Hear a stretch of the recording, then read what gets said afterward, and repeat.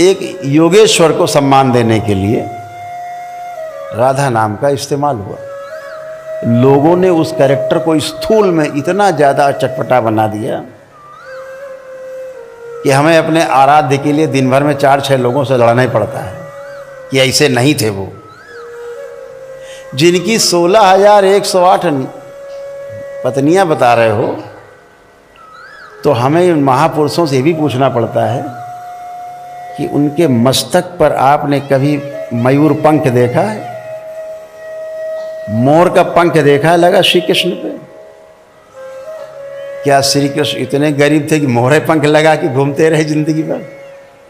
लेकिन मोर पंख ही लगा रहा उनके। क्यों?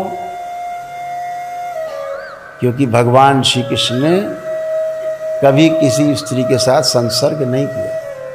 ऐसा माना जाता है कि मोर पंख का अर्थ होता है कि मोर कभी अपने जीवन काल में मोरनी के साथ संसर्ग नहीं करता है, शारीरिक संबंध नहीं बनाता, फिर भी संतान पैदा होती।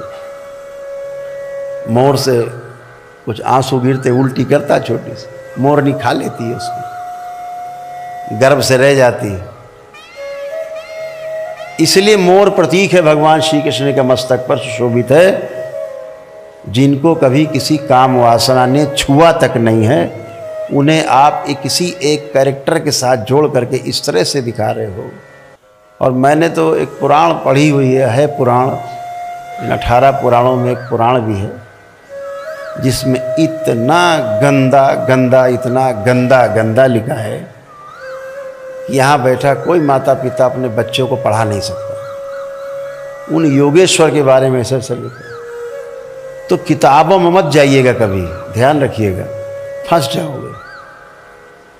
हमेशा अपने अनुभव की बात मानना।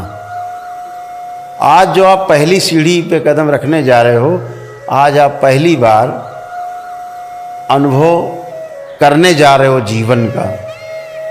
अभी तो शरीर के सुख देखे हैं, जो जीवनगत सुख है उस सुख का नाम है निरंतर सुख, जहाँ कभी सुख की बीच में कटिंग नहीं होती है। निरंतर सुख है वो आपका अनुभव से ही आता है, जीवन से ही आता है। शरीर में सुख और दुख आ सकते हैं, जीवन में आप चाहें तो केवल सुख ही सुख हो सकते हैं और निरंतर सुख बना रह सकता है। कभी दुख की तरफ लौटेगा ही नहीं, दुख होगा ही नहीं।